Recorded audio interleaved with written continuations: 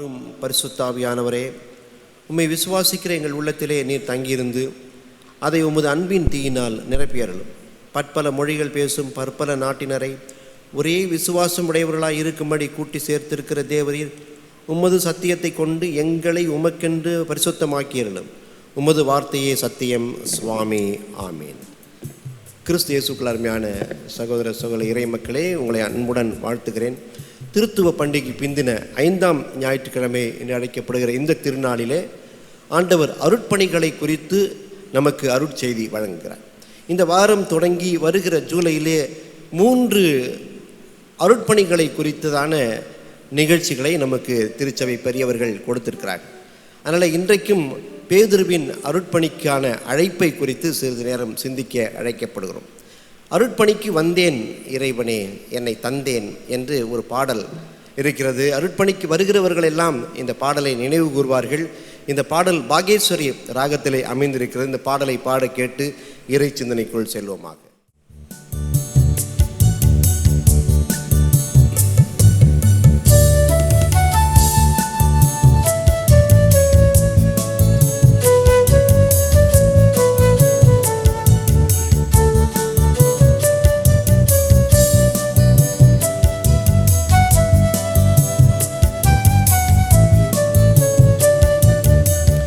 எந்தன் வாலிப நாட்களிலே, எந்தன் வாலிப நாட்களிலே உந்தன் அன்பினை அறிந்ததில்லை.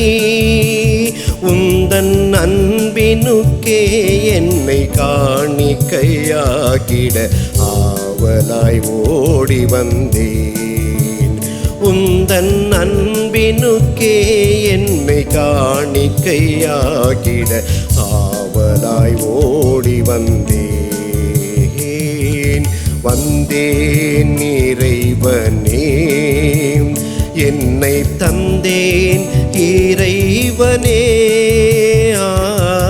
வந்தேன் இறைவனே என்னை தந்தேன் இறைவனே. உந்தன் பாதம் ஒன்றே வேண்டும் என்றே வந்தேன் இறைவனே. உந்தன் பாதம் ஒன்றே வேண்டும் என்றே வந்தேன் இறைவனே.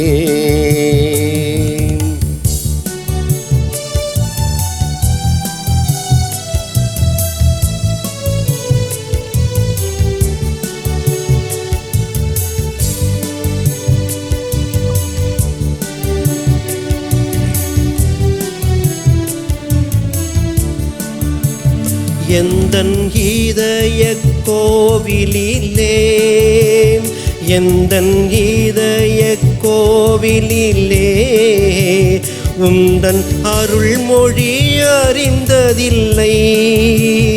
எந்தன் இதய கோவிலிலே உந்தன் அன்பினை அறிந்ததில்லை. உந்தன் அன்பினுக்கே என்னை காணிக்கையாகிட ஆவலாய் ஓடி வந்தேன். உந்தன் அன்பினுக்கே என்னை காணிக்கையாகிட ஆவலாய் ஓடி வந்தேன். வந்தேன் இறைவனே என்னை தந்தேன் இறைவனே.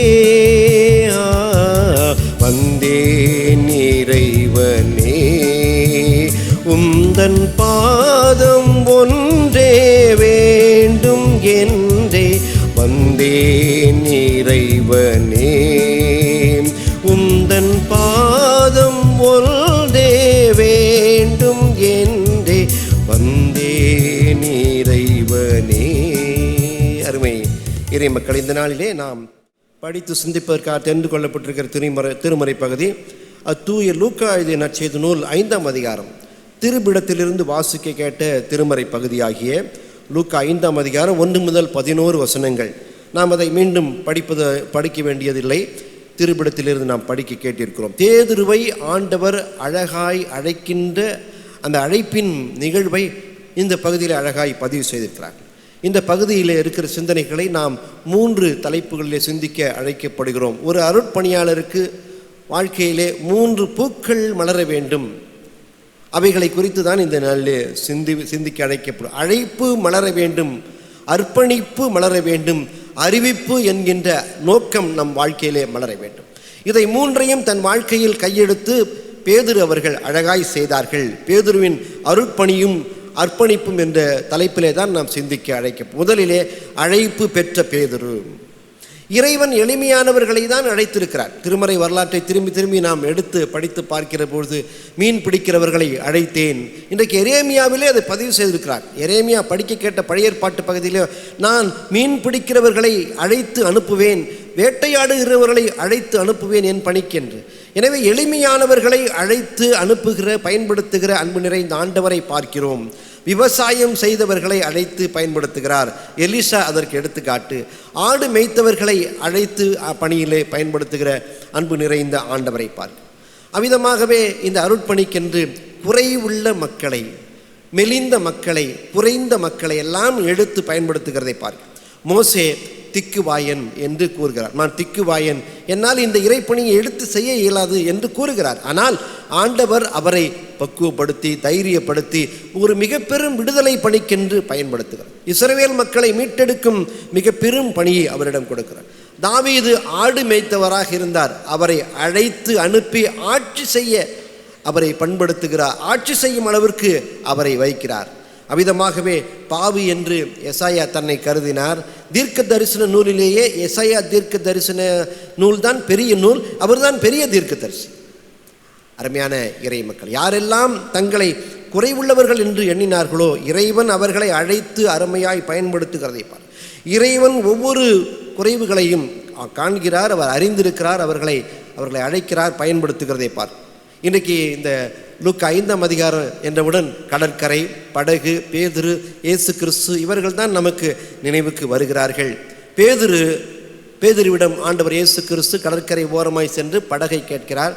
நான் அருளுரை ஆற்ற வேண்டும், உன் படகை தா என்று கேட்கிறார். கேட்ட மாத்திரத்தில் கொடுக்கின்ற மனநிலையை கிறிஸ்து முதல் தகுதியாக பார்க்கிறார். கேட்ட மாத்திரத்தில் அவரை அதில் ஏற்றி அமர வைத்து அழகு பார்க்கின்ற அந்த பண்பை அவர் நேசிக்கிறார். படகை கொடுத்து விட்டு பக்கத்தில் அமர்ந்திருக்கிறார். அதிலேயே 50% அவர் அருட்பணியாளர் ஆகுவதற்கான தகுதியை பெற்றுக்கொள்ளுகிறார். அருட்செய்தியை கேட்க வேண்டும், ஒரு குருவின் நடவடிக்கைகளை காண வேண்டும், பார்க்க வேண்டும், பழக வேண்டும் என்று அந்த படகின் அருகிலே அமர்ந்து கொள்ளுகிறார். ஆண்டவர் இயேசு கிறிஸ்துவின் நோக்கம் அன்றைக்கு மக்களுக்கு அருளுரை செய்வது அல்ல, ஆனால் பேதுருவை கூண்டோடு பிடிக்க வேண்டும் என்ற நோக்கத்திலே அவர் அந்த அருளுரையை ஆரம்பிக்கிறார். அருளுரை முடிந்த பிறகு அவருடைய குறைவுகளை கேட்கிறார். கொடுத்தவர்களுக்கு குறைவை நீக்குகிறவர் ஆண்டவர். படகை கொடுத்தவனுடைய குறைவை நீக்க வேண்டும். உங்களுக்கு என்ன, உங்கள் முகம் சோர்வாய் இருக்கிறதே என்று கேட்கிற பொழுது நாங்கள் இரவெல்லாம் மீன் பிடித்தோம், ஒன்றும் அகப்படவில்லை என்று சொல்லுகிற பொழுது அவர் சொல்லுகிறார், ஆழத்திலே சென்று வலைகளை போடுங்கள் என்கின்றார். ஆழத்திற்கு அழைத்து செல்லுகிறார். அருட்பணியாளர்களை ஆழம் என்கின்ற அனுபவங்களுக்கு அழைத்து செல்கிறார். எத்தனையோ துன்பம் துயரங்கள், பணியாற்றுகிற ஊழியர்களாகி எங்களுக்கே இவ்வளவு பிரச்சனையா, எங்களுக்கே இவ்வளவு குறைவுகளா, எங்களுக்கே இவ்வளவு கவலைகளா என்றெல்லாம் இல்லை. உங்களை ஆழத்திற்கு அழைத்து செல்லுகிறார். அந்த கட்டளைகளுக்கு கீழ்ப்படிந்து நீங்கள் ஆழத்திற்கு சென்று அந்த அனுபவங்களை பெறுகிற பொழுது ஆழத்திலே அதிசயங்களை கண்டுகொள்வீர்கள், அற்புதங்களை கண்டுகொள்வீர்கள். ஆழமற்ற கரைக்கிற கடற்கரையிலே இருக்கிற கரையோர விசுவாச வாழ்க்கை மட்டும் போதும் என்று நீங்கள் நினைத்து விட வேண்டாம். அந்த கடலுக்கு அடியிலான ஆழமான அனுபவங்களையும் பெற்று, கண்ணீர் கவலைகளுக்கு இடையிலே நாம் பெற்றுக்கொள்ளுகிற ஆழமான அனுபவங்களையும் பெற்று அருட்பணியாளர்களாக ஆக வேண்டும் என்று ஆண்டவர் அழைத்து செல்லுகிறார். அங்கே ஒரு அற்புதம் நடக்கிறது, அதிசயம் நடக்கிறது. பேதுருவை அதிசயத்திலே ஆழ்த்தி அற்புதத்திலே மலரச் செய்து அழைக்கிற அன்பு நிறைந்த ஆண்டவரை பார்.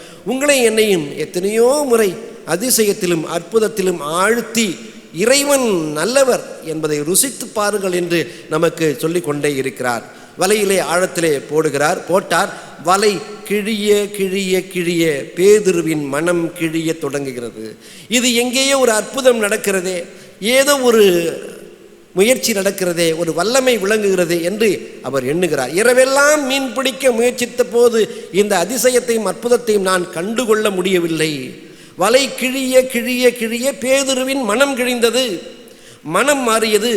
பேதுரு மீனுக்கு வலை வீசுகிறார், இயேசு கிறிஸ்துவானவர் பேதுருவுக்கு வலை வீசுகிறார். இது நடக்கிற ஒரு அழகான நாவல்டி, ஒரு நிகழ்ச்சியை பார்க்கிறோம். அருமையான இறை மக்கள், அற்புதத்தை கண்டபோது பேதுரு பக்கத்து படகையும் அழைக்கிறார். பக்கத்து படகைக்கெல்லாம் சைகை காட்டி அழைக்கிறார். அள்ள முடியாத மீனை அவர் பெற்றுக்கொள்ளுகிறது. அப்பொழுது அவர்கள் எல்லாம் வருகிறார்கள். யோவான், பேதுரு, யாக்கோபு மூவரும் இணைகிறார்கள். இயேசு கிறிஸ்துவின் நோக்கம் அங்கே நிறைவேறுகிறது.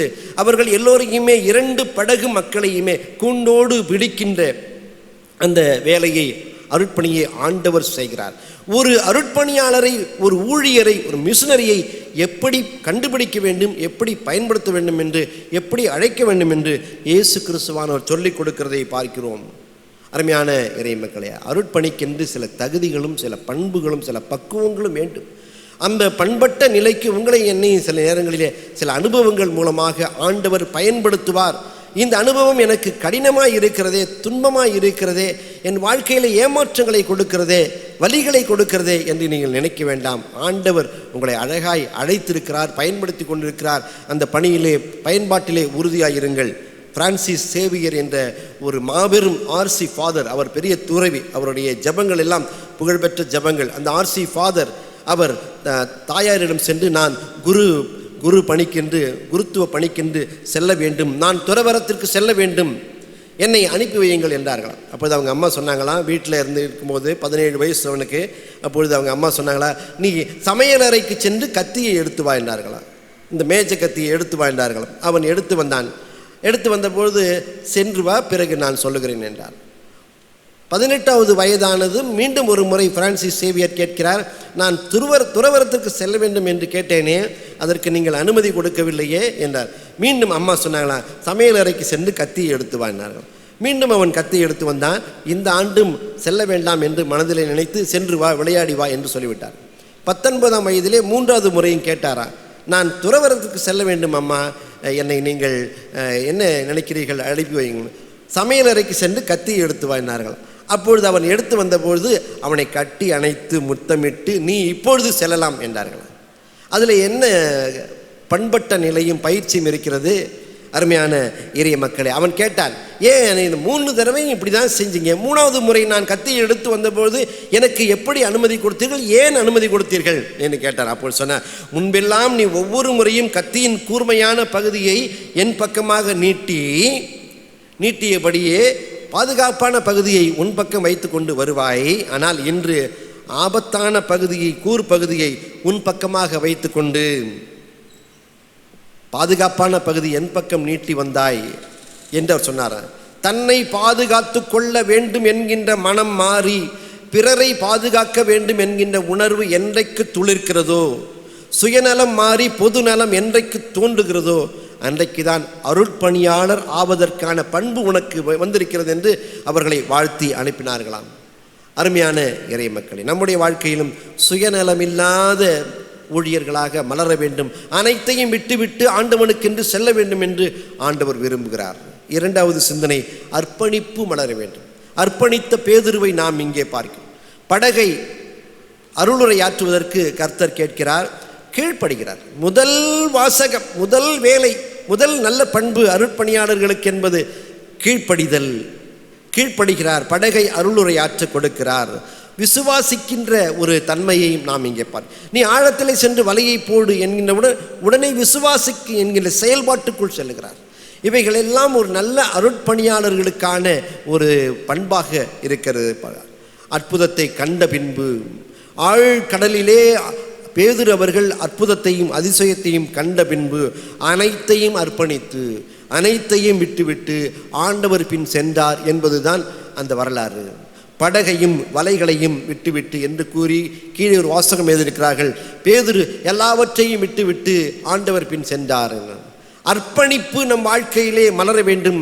அதைத்தான் இந்த ஜூலை மாதம் நமக்கு போதிக்கின்றதை பார்க்கிறோம். அருமையான இறை மக்களே, இதற்கு பெயர் தான் சரணாகதி ஆன்மீகம் என்று கூறுவார்கள். சரணாகதி ஆன்மீகம் என்கிறார்கள்.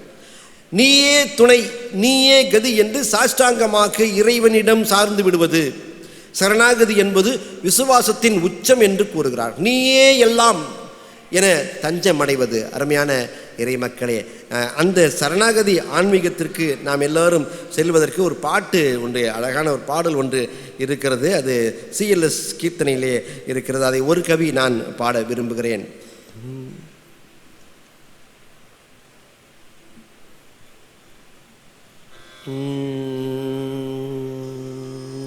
உன்னையன்றி வேறு கதி யார். அந்த பாட்டில் அதை உன்னைன்னு கூட எழுதலை, நின்னையன்றி அப்படின்னு எழுதுறாங்க. ரொம்ப அழகான ஒரு தமிழ் வார்த்தை. நின்னையன்றி வேறே கதி ஒருவரில்லையே சுவாமி, நின்னையன்றி வேறே கதி ஒருவரில்லையே. அன்னை தந்தை உற்றார் பெற்றார், அன்னை தந்தை உற்றார் பெற்றார் ஆரும் உதவுவரோ. ஆசை என் இயேசு சுவாமி, நின்னை அன்றி வேறே கதி ஒருவரில்லையே சுவாமி, நின்னை அன்றி வேறே கதி ஒருவரில்லையே. அப்படி இருக்கு அது பாட்டு. முகாரி ராகத்திலே அழகாய் அமைந்திருக்கு. நீனே கதி, நீரே கதி என்று சாஷ்டாங்கமாய் இறைவனிடம் விழுந்து பணிந்து கொள்வது. இது சீடத்துவத்தின் முக்கியமான படிநிலை. சரணாகதி அடைவது இறைவனிடம். சிலர் பக்தியில் சரணாகதி அடைகிறார்கள், சிலர் பயத்திலே சரணாகதி அடைகிறார்கள், சிலர் பண்பட்ட நிலையிலே சரணாகதி அடைந்து விடுகிறார்கள் இறைவனிடம். அருமையான இறை மக்களை, பழைய ஏற்பாட்டிலே அருட்பணிக்கென்று உடனடியாக தன்னை அர்ப்பணித்து ஊழியத்திற்கு வந்தவர் எலிசா. எலியா தீர்க்கதரிசி வயலுக்கு செல்கிறார். மிகப்பெரிய பண்ணையாராக 1000 ஆடுகளையும் மாடுகளையும் வயல் நிலங்களையும் கொண்ட மிகப்பெரிய நிலக்கிழாராக வாழ்ந்து வருகிறார் எலிசா. அவரை வரப்பிலே, வயலுக்கு சென்று வரப்பிலே வாழ்த்தி சால்வை போத்துகிறார். ஒரு போர்வை போற்றி அவரை ஊழியத்திற்கென்று அழைக்கிறார். அவர் முன்பாக 2 வகையான வாழ்க்கை வைக்கப்படுகிறது. ஒன்று விவசாய வாழ்க்கை, ஒன்று விசுவாச வாழ்க்கை. இதை நீ எதை தெரிவு செய்வாய் என்கின்ற ஒரு விஷயத்தை வைக்கிற பொழுது எலிசா தீர்க்கதரிசி விசுவாச வாழ்க்கையை தெரிந்து கொள்ளுகிறார். அனைத்தையும் விடுகிறார்.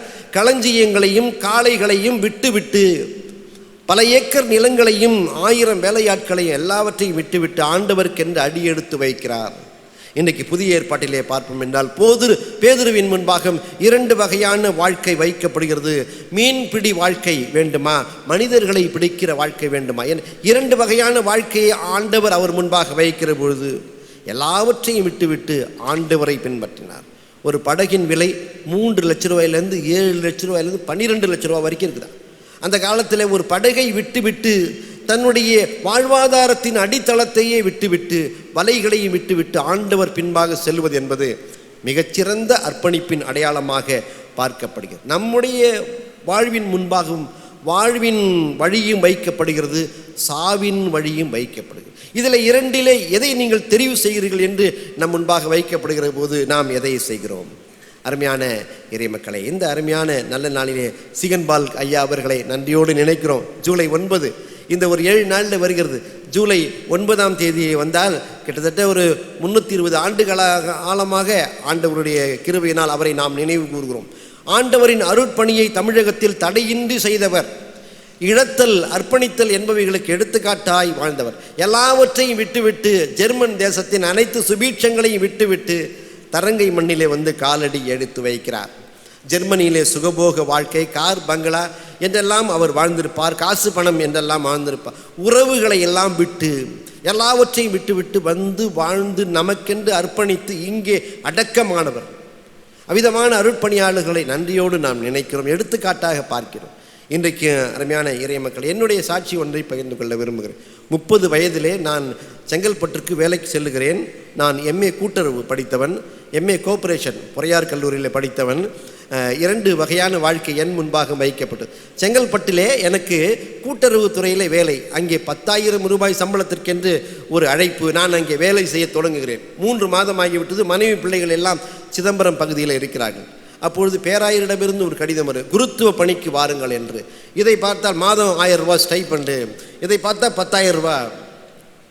அருட்பணியாளர்கள் முன்பாக 2 வகையான வாழ்க்கையும் வைக்கப்படுகிறது. 10,000 ரூபாய் சம்பளம், கூட்டுறவுத்துறை வேலை, இது 1000 ரூபாய் ஸ்டைபண்டு, 1000 பணி.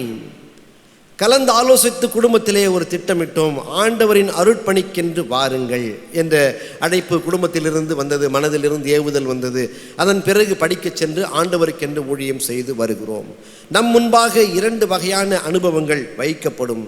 அவைகளிலே நாம் ஆண்டவருக்கென்று நாம் வெற்றி காண அழைக்கப்படுகிறோம். பொதுவாகவே துறவிகளின் ஆடைகள் 2 வகையான ஆடைகள் துறவிகள் அணிவார்களாம். ஒன்று வெண்ணிற ஆடை. நம்ம கிறிஸ்தவம் எல்லாம் அணிகிற ஆடை வெண்ணிற ஆடை.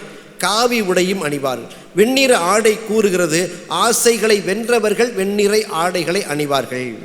காவி நிற ஆடை கூறுவது ஆசைகளோடு போராடி கொண்டிருப்பவர்கள் அணிவது என்று கூறும். ஆசைகளோடு போராடி கொண்டே இருத்தல் அல்ல, ஒரு நிலையில் விட்டுவிட்டு வென்றவர்களாக கிறிஸ்துவுக்கென்று ஆசைகளை துறந்தவர்களாக அர்ப்பணித்தவர்களாக வர வேண்டும். அருமையான இறை மக்களே, இந்த நல்ல நாளிலே அர்ப்பணிப்பின் ஊழியத்தை செய்ய ஆண்டவர் உங்களையும் என்னையும் அழைக்கிறதை பார்க்கிறோம். 3வது சிந்தனை, அறிவித்த பேதுருவை பார். அறிவிப்பு மலர வேண்டும்.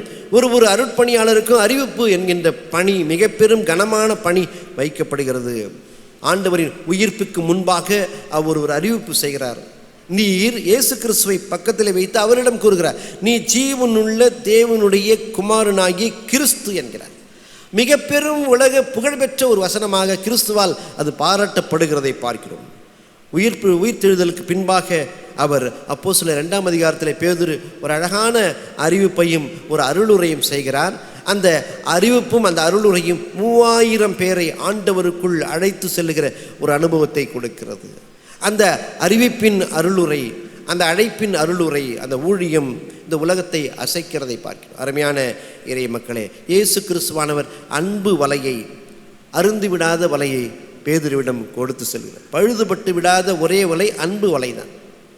இந்த வலையை பேதுருவிடம் கொடுத்து செல்கிறார். இதை பஸ்கா அன்று இரவு கொடுத்தார். நான் உங்களிடம் அன்பு காட்டியதைப் போல, நான் நடந்து கொண்டதைப் போல நீங்களும் நடந்து கொள்ளுங்கள். ஆண்டவர் பரமேறுதலுக்கு பின்பாக அன்பின் வலையை அருளுரை மூலமாக போட்டு பேதுரு அநேகரை ஆண்டவருக்குள் அழைத்து வருகிறார். நம்முடைய இந்திய தேசத்திலே இந்த அன்பின் வலையை போட்டு ஊழியம் செய்த மிகச்சிறந்த ஊழியர் அன்னை தெரசா அவர்கள்.